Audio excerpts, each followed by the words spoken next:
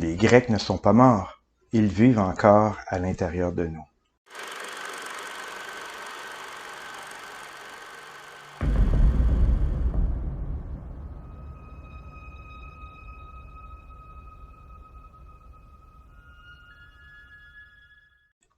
Bonjour, chers amateurs d'histoire. Alors, on avait vu les premières étapes historiques de la Grèce précédemment. Alors, donc, la période minoenne, la période mycénienne, les temps obscurs et la Grèce archaïque qui a joué un grand rôle dans la formation de la Grèce telle qu'on la connaît. Mais on peut pas passer outre deux périodes particulièrement importantes de la suite de l'histoire de la Grèce antique, c'est-à-dire la période classique et la période hellénistique. D'abord, la période classique.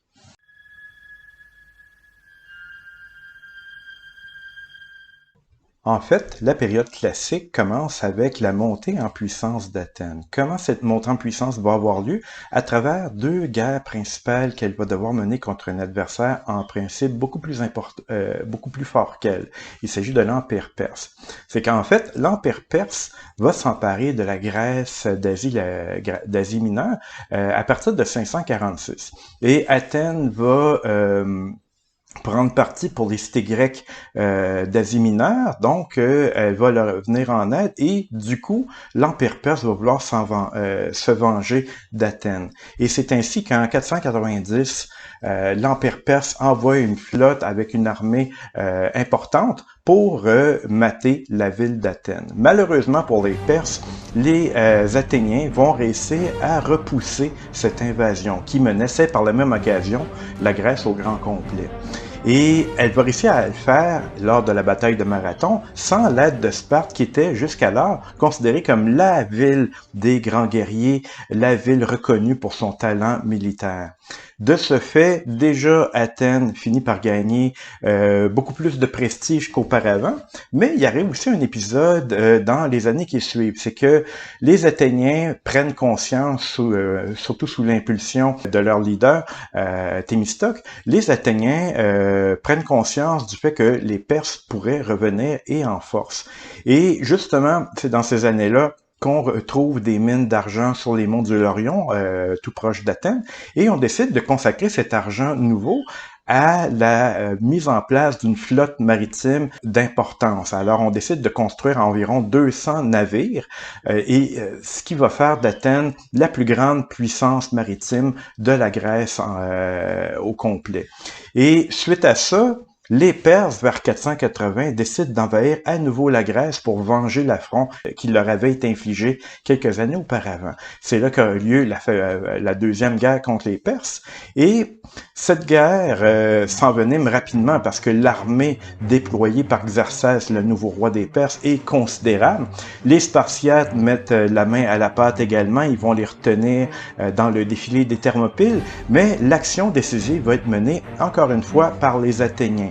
Les Athéniens finissent par retraiter de leur ville, qui va être détruite, soit dit en passant, à cette occasion-là, et ils vont retraiter sur l'île de Salamène, où il y a un détroit très étroit, où la flotte athénienne, avec ses alliés, va affronter la flotte perse. Et du fait que la flotte perse n'arrive pas à se déployer complètement, ça va être à nouveau une victoire athénienne. Suite à ça, il y aura d'autres batailles, évidemment, mais cette bataille de Salamine, comme on l'appelle, va être décisive dans la suite des choses. Et encore une fois, Athènes va être considérée comme la grande vainqueur de cette guerre-là. C'est à Athènes qu'on doit la victoire contre les Perses.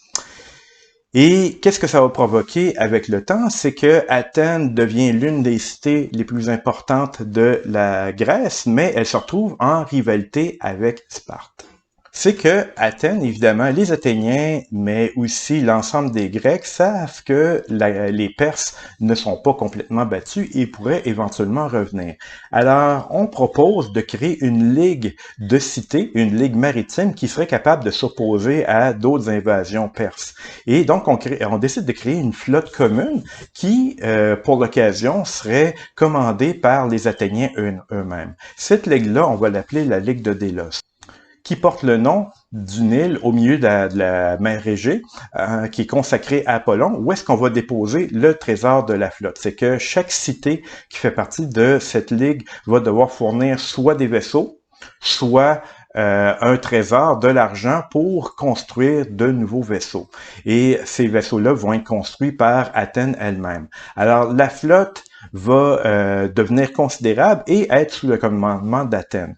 Et qu'est-ce qui va arriver avec le temps? C'est que la Ligue de Délos va de plus en plus progressivement devenir un empire athénien, parce que Athènes va finir par se conduire en tyran face aux cités qui sont sous son commandement et leur imposer sa volonté. Alors, on finit par voir l'évolution de deux empires. La Ligue du Péloponnèse, qui est un empire terrestre sous le contrôle de la ville militaire de Sparte, et la Ligue de Délos, qui est un empire maritime sous le contrôle d'Athènes, la ville démocratique. Démocratique de nom, évidemment, parce qu'évidemment, elle agit de façon tyrannique envers ses alliés. Et éventuellement, cette tension entre les deux, qui n'est pas sans rappeler la guerre froide durant le 20e siècle entre les États-Unis et l'URSS, donc cette rivalité va mener à une immense guerre, une guerre qui va durer environ 30 ans, avec des épisodes de paix évidemment, la guerre du Péloponnèse, qui va durer de 431 à 404. Durant cette guerre-là, où est-ce que Athènes va gagner au début, mais qui va finir par perdre face à Athènes, eh bien, l'ensemble de la Grèce va être prise pour choisir un camp. Alors, chaque cité de la Grèce doit soit choisir le camp d'Athènes ou le camp de Sparte. Alors, il n'y a pas d'alternative. Et de ce fait, cette guerre-là qui oppose principalement deux cités, mais deux cités majeures de la Grèce, va contribuer à déchirer et à épuiser la Grèce dans des conflits interminables. Éventuellement, c'est Sparte qui va l'emporter, mais c'est une victoire à la Pyrrhus, comme on dit, c'est-à-dire que cette victoire va coûter très cher aux Spartiates et la guerre aura surtout contribué à affaiblir les Grecs au grand complet. Et une fois que cela va arriver, ben Sparte ne régnera pas longtemps sur la Grèce. Elle va être supplantée pendant quelques années par la puissance de Thèbes, une autre ville grecque. Mais ce qu'il faut surtout retenir, c'est que éventuellement le coup définitif va venir de l'extérieur. Effectivement, à partir de 359, un nouveau danger menace la liberté grecque. Il s'agit de Philippe, le roi des Macédoniens.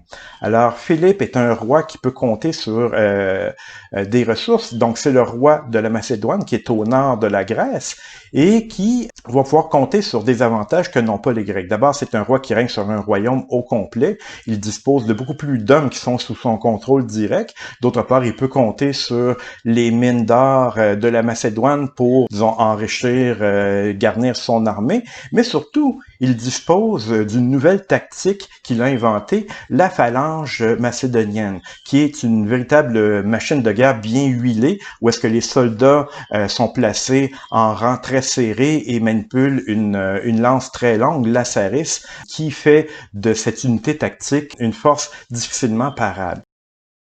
Alors, c'est à la tête de ces troupes-là que Philippe de Macédoine va réussir à l'emporter sur les Grecs et s'emparer de la Grèce au grand complet à partir de 338. Et l'effet que ça va faire, c'est que la Grèce, qui avait jamais réussi à être unie politiquement, va finir par l'être par une puissance étrangère, Philippe de Macédoine, Philippe II de Macédoine. Petite note à propos des Macédoniens, ils ne sont pas considérés par les Grecs comme faisant partie de leur peuple, mais il faut savoir que les élites macédoniennes, que ce soit Philippe ou les autres nobles à sa suite, sont très hellénisés, c'est-à-dire qu'ils ont adopté la culture grecque. Tous ces gens-là parlent le grec, alors donc ils font quand même partie de l'orbite grecque au niveau culturel. Philippe II de Macédoine a des grandes ambitions par la suite. Alors, il veut venger l'affront des Perses et il veut s'emparer de l'Asie mineure au-delà du détroit des Dardanelles. Cela dit, avant de pouvoir concrétiser ce projet, il va finir par mourir assassiné. Les origines de cet assassinat sont assez mystérieuses. Certains soupçonnent même son fils de l'avoir mené, mais on ne saura probablement jamais le fin fond de l'histoire. Alors, qui lui succède? C'est son jeune fils, Alexandre. Alexandre qui va être surnommé plus tard Alexandre le Grand. Il faut savoir qu'Alexandre le Grand, donc, c'est pas le dernier venu. Alors, oui, il n'a seulement que 18 ans, mais c'est un être extrêmement talentueux à bien des égards. Donc, c'est un jeune homme physique très vigoureux qui, en plus, est très charismatique, un grand meneur d'hommes et qui a à son actif deux grands talents. Un talent de tacticien, premièrement, tacticien hors pair, comme son paternel, mais également un grand talent de stratège, comme on en a vu très peu dans l'histoire de l'humanité. Alors, au moment où il remplace son père sur le trône de la Macédoine, les Grecs qui viennent à peine d'être conquis, voilà une occasion de se débarrasser du joug de la Macédoine. En effet, le jeune homme est inexpérimenté, ça serait peut-être facile à ce moment-là, durant l'instabilité des débuts de son royaume, de se débarrasser du joug des Macédoniens. Et effectivement, il y aura une révolte des Grecs contre Alexandre, une révolte menée par la ville de Thèbes. Malheureusement, ils ont eu affaire à Alexandre le Grand, le futur Alexandre le Grand, qui va rapidement intervenir et va mater les Grecs. Et va par la même occasion, détruire la ville de Thèbes et réduire sa population au complet en esclavage. Suite à ça, les Grecs ne s'opposeront plus à Alexandre. Mais Alexandre est ambitieux, encore même plus que son père, alors il ne peut se contenter de la Grèce et il décide de partir à la conquête des Perses. Mais non pas seulement l'Asie mineure comme son père voulait l'entreprendre, mais il veut conquérir l'Empire perse au grand complet. Est-il un génie? Est-il complètement cinglé? On peut se poser la question. Le fait est que, avec une armée relativement limitée de plusieurs dizaines de milliers d'hommes, il traverse le détroit pour se rendre en Asie mineure.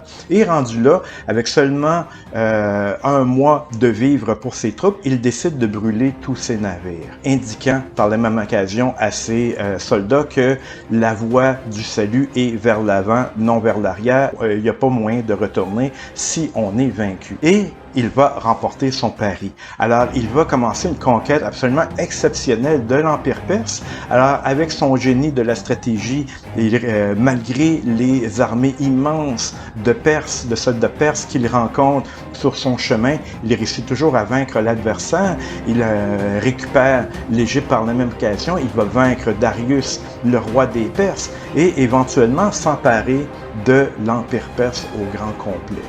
Et par la suite, il part à la conquête de l'Orient. Il va même se rendre jusqu'en Inde. Alors, une longue guerre d'environ 10 ans va l'attendre, lui et ses soldats. Une guerre longue, épuisante, en particulier pour ses troupes, qui vont finir, au bout d'une dizaine d'années, par en avoir assez et commencer à se rebeller, se mutiner. Alors, Alexandre, suite à ça, doit tirer le constat qu'il vaut mieux rentrer à Babylone pour l'instant, et c'est ce qu'il va faire après un périple de retour un peu difficile.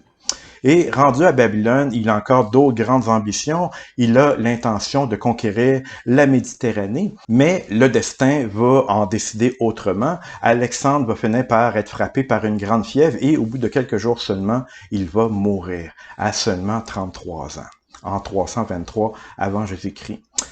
L'inconvénient de cela, c'est que Alexandre le Grand ne laissera aucun héritier capable de prendre le flambeau après lui. Alors, ses généraux qui l'avaient suivi jusque-là vont se disputer son empire. Alors, l'empire d'Alexandre le Grand va se disloquer entre plusieurs royaumes qu'on va appeler les royaumes hellénistiques. Et par la suite, ces différents royaumes vont constamment s'affronter les uns les autres.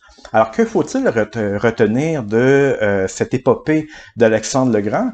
Essentiellement, la chose suivante, c'est que de même que la colonisation grecque durant la période archaïque avait contribué à faire du grec la langue la plus parlée autour de la Méditerranée, autant la conquête d'Alexandre le Grand en Orient va contribuer à faire la même chose. C'est qu'il va contribuer à répandre la langue grecque et la culture grecque en Orient. C'est pour ça qu'on trouve plusieurs villes qui s'appellent Alexandrie, notamment celle qui est la plus connue en Égypte, mais également on va trouver plein de villes qui vont avoir une architecture grecque avec des savants grecs, avec des gens qui parlent le grec un peu partout. Et c'est ce qui va faire de la langue grecque la langue la plus dominante dans le monde antique en Occident.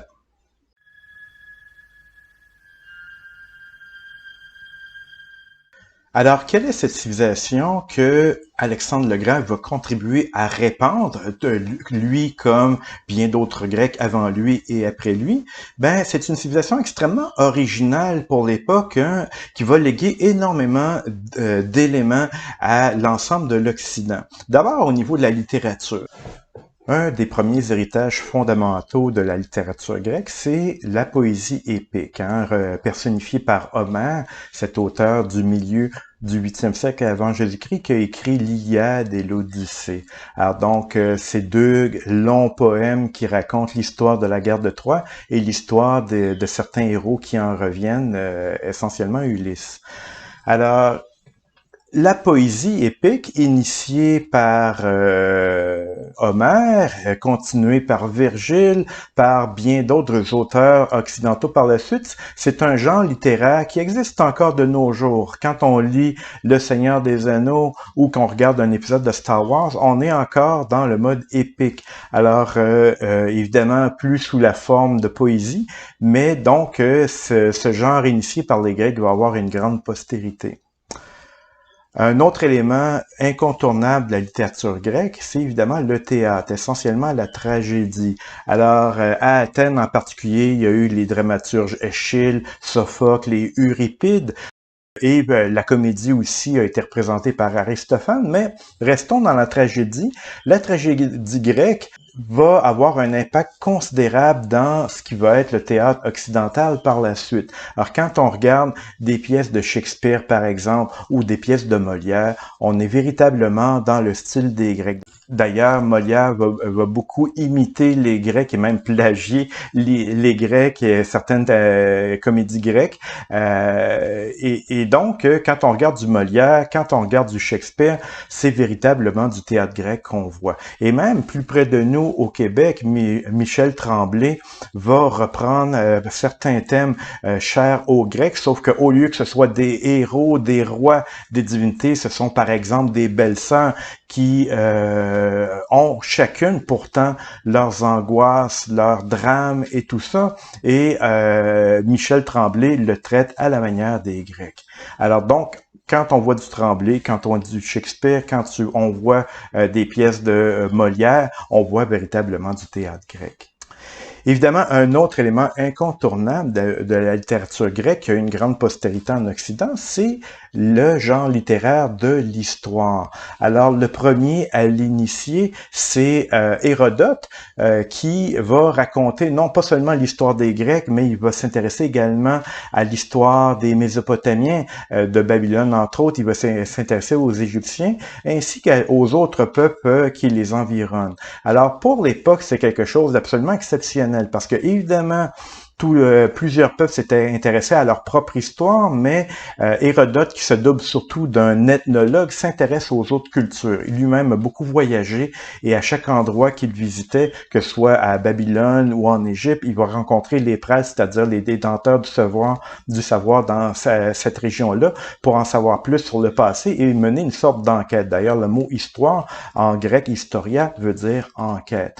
Alors, ce qui est intéressant de voir avec Hérodote, c'est que au lieu de toujours trouver des causes divines à certains conflits humains, il va essayer de trouver les causes humaines, donc ramener l'humain à sa juste place, donc dans le déroulement des événements.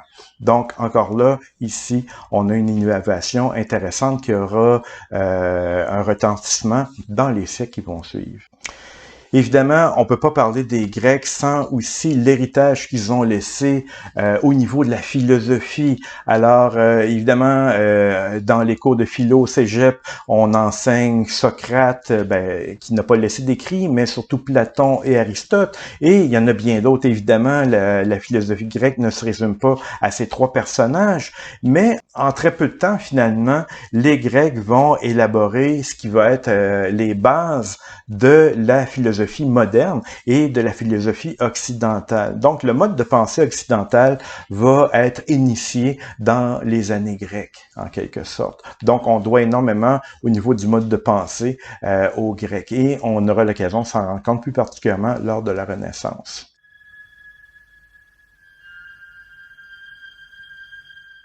Évidemment, on ne peut pas parler de l'héritage grec sans parler de ce qu'ils ont laissé au niveau de la culture matérielle, notamment les sculptures, notamment l'architecture également, alors qui sont les exemples les plus représentatifs. Alors, en partant d'un style très simple au début, durant la période archaïque, les Grecs vont vraiment travailler le style de plus en plus réaliste mais idéaliste en même temps, qui va être l'apanage du style classique qui va être utilisé ensuite lors de la Renaissance. Donc, tout est chez les Grecs la recherche du corps idéal, souvent visible à travers les statues de dieux et déesses, mais aussi la recherche de la perspective idéale, de la symétrie, des proportions idéales, que ce soit à travers les sculptures ou à travers leur architecture. Alors donc, toujours, on essaie de représenter le monde de façon idéale à travers l'art des Grecs.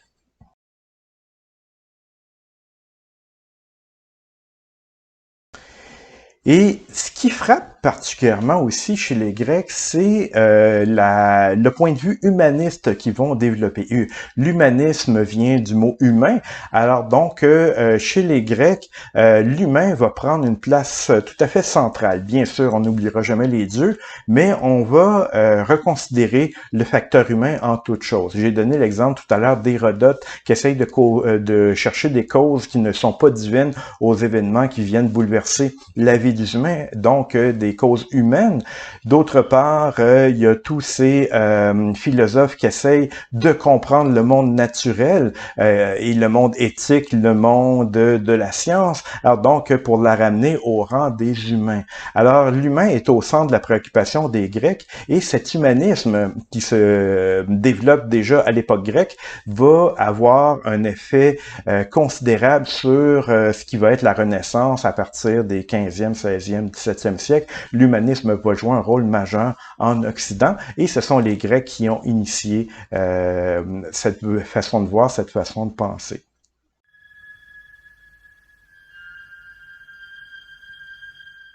Et parlant de la pensée grecque, justement, elle est particulière, elle est extrêmement originale. Et il serait bon d'explorer quels sont les éléments originaux, justement, de cette pensée grecque. Alors, la pensée grecque peut se résumer essentiellement à 3 éléments. D'abord, la curiosité. Les Grecs étaient des êtres extrêmement curieux, évidemment certains Grecs, pas tous. Ils s'intéressaient énormément à des questions abstraites qui n'intéressaient généralement pas les autres peuples. D'où vient le monde? Quel est le sens de l'existence? Quel est le meilleur moyen d'organiser une société humaine? Alors, ces questions-là sont au centre de leurs interrogations constamment et constamment. Mais le deuxième point original chez les Grecs, c'est leur capacité d'observation. Alors, les Grecs ont montré à plusieurs occasions une certaine acuité d'observation qui se situe à 2 niveaux. Alors, d'abord, les Grecs ont été des observateurs perspicaces du monde naturel. Je pourrais nommer, entre autres, Anaximandre, qui a noté la présence de fossiles marins dans les montagnes, et il en a fait usage dans sa théorie sur l'origine du monde, montrer que finalement, le monde qui a l'air si immobile change et que le niveau des mers change. Alors donc, les Grecs ont su pousser très loin leur raisonnement. Je pourrais donner aussi l'exemple d'Ératosthène qui, juste en mesurant des ombres, en mesurant des angles, va réussir à déterminer la circonférence de la Terre. Donc, les Grecs vont se montrer extrêmement perspicaces dans l'observation du monde naturel. Mais à un autre niveau, les Grecs étaient conscients aussi de la diversité des institutions humaines. J'ai parlé d'Hérodote tout à l'heure. Alors donc Hérodote, qui est conscient des différentes cultures, lui-même va dire que la culture et la coutume est la reine du monde. Donc il va constater qu'à travers la diversité humaine, il y a bien des points de vue qui peuvent s'entrechoquer et coexister ensemble. Mais le point central qui caractérise les Grecs également, et c'est ce qui les a poussés vers la science et vers des prouesses étonnantes, c'est leur confiance à l'égard du raisonnement. Alors, les Grecs sentaient un immense respect pour le raisonnement. Et donc, quand on lit les philosophes, quand on lit les mathématiciens grecs, on peut voir que l'ensemble de leur œuvre repose sur un raisonnement, sur des déductions, et donc cet aspect de la pensée grecque est présente dans toutes leurs œuvres. Malheureusement, les Grecs manquaient parfois d'esprit pratique, ils étaient un peu trop théoriques et ils ont laissé de côté parfois l'aspect plus pratique. Et donc, autrement dit, les Grecs sont parfois allés un peu trop loin dans le raisonnement abstrait au détriment de la réalité concrète. Et c'est ce qui va leur jouer des tours parfois et qui va les empêcher d'aller plus loin.